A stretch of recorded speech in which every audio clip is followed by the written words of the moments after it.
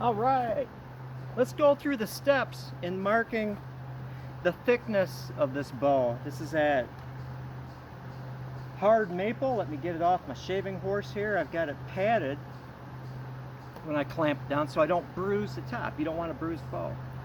And so I mentioned that in this case I was just going to cut through some growth rings to flatten it out so I don't need to bend the handle. I don't need to do this, that, or the other thing to have a nice flat bow.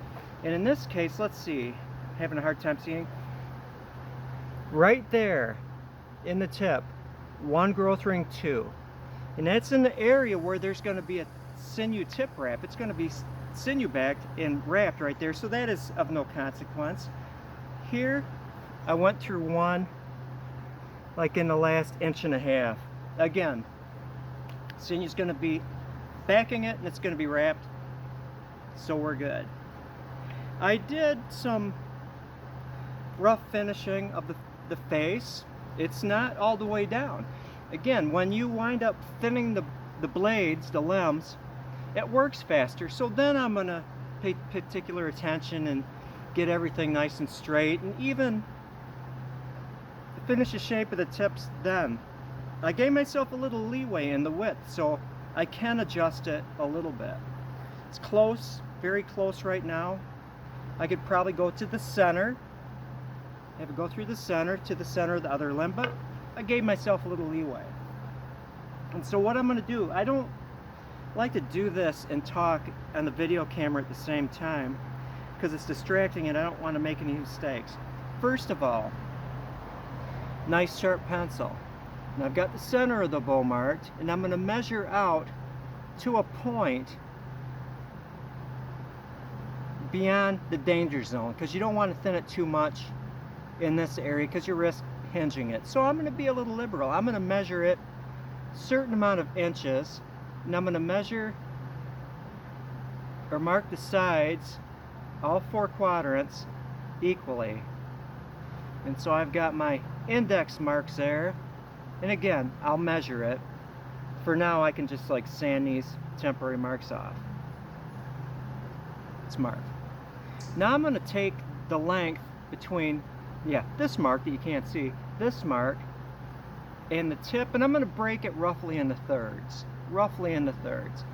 And so I will measure it, and I'll show you these, don't worry, in all four quadrants again. 1, 2, 3, 4. Let's just estimate this at roughly a third or so. So I've got 1, 2, 3 equal parts, and this isn't set in stone. It doesn't need to be thirds. Good enough for this discussion. If you mark it different, you might get a little bit of tiller. It might be circular, it might be elliptical, but this is going to allow us to get a bend throughout the entire length. Now I'm going to take my Scribomatic. Now notice there's a notch right there in that wood. It's usually where I have the edge of the piece. If I need to decrease the distance between where it's riding in the pen, I can just, or pencil, I can just back the pencil out and ride it on the flat part there. So I've got two options. This one is very accurate, that notch.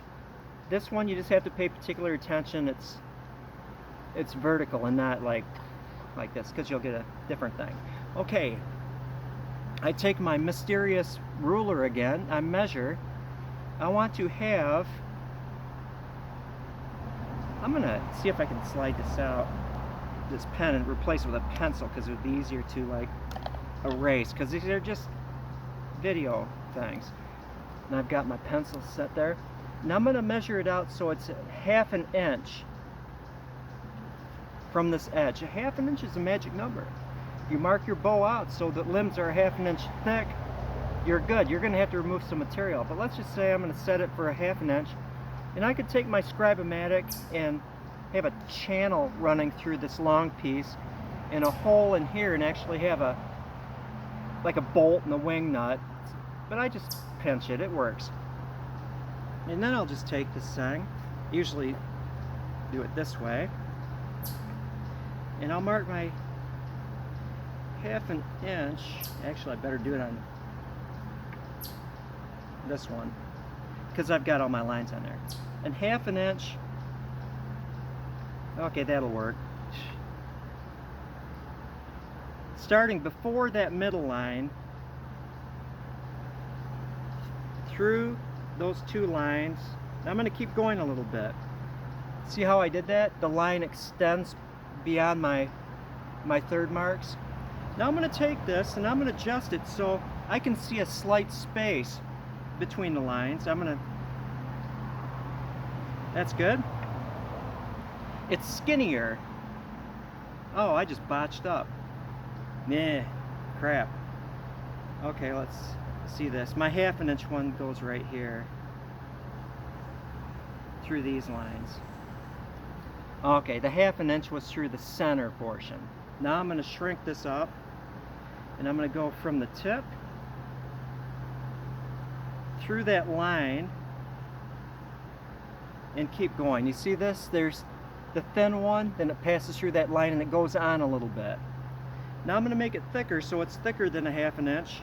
I'm thicker than a half an inch in the head. Okay, so I'm going to pass that by. Okay, I'm actually doing it right now. And all I'm doing it so there's a visible space.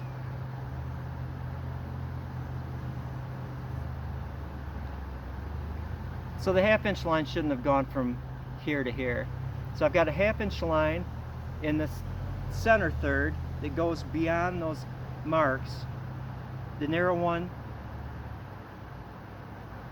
or the thinner one, goes through that mark and extends. And then the thicker one, because you want it to have thicker, it's a taper, goes from like your fadey area past that 1/3 mark. And now why I extend them, it's not stepped. Your finished bow will not be thin and then a little thicker, and then you have to do that a little thicker yet. What I do is when I'm shaping this, and I'll use a hatchet or my Schrade Purcell or something to work it down a little bit, but I'll have it on the edge, use my farrier's rasp, that right here, let's go from the tip to the handle. Right here, I'm going to do it so it just barely disappears that line, and as I come in, that mark is right here somewhere, I'm going to be on that line fully, and then I'm going to raise it up so it disappears into the center third, and then the middle of that center third, I'm going to see the full line, and then I'm going to start raising it up a little bit so it grades into the outer third, where I'm going to disappear that line, then I'm going to see the full line, then I'm going to see some wood and that line. You see, so I got a kind of a rough taper going. When I'm to the finishing part of the bow, oh, I'm sighting it down here, and I can see, this is where the eye comes in, that it's a little thicker here and it needs to be worked on, what have you. And then you can also go by the V's in that belly wood. The growth rings form V's when you're doing that. You want to have your V's centered on a clean stave with no knots or anything. And then you'll notice that you have the center to deal with. I'll take something like this that I used for that, and sketch out a nice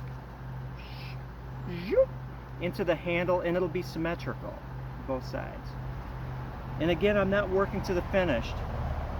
As you finish this, then you finish this, and you finish this, you're working with less and less wood removal, and so I don't get the final shape of the handle until I'm almost done with the bow, and then I try to squeak the bend as close to that heel as possible to get the full length of the bend. And that's about it. Hope it made sense. I'm going to actually, off camera, race this line, the lines that I made, do it very precisely, very carefully, not distracting myself with the camera. You will see then, the next video, it will look like a bow. And it might have a little bend in it. We'll see. But that is all. That is the use of the Scribomatic.